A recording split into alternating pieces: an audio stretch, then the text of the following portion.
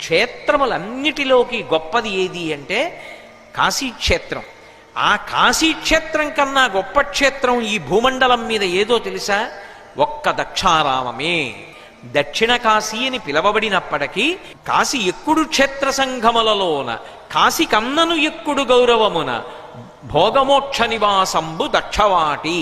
కాశీ పట్టణానికి వెడితే ఒక్క మోక్షం గురించి మాత్రమే వెళ్ళాలి. కానీ దక్షారామ క్షేత్రానికి ఉన్నటువంటి గొప్పతనం ఏమిటంటే అసలు దక్షారామ క్షేత్రంలో మోక్షానికి మోక్షము లభిస్తుంది.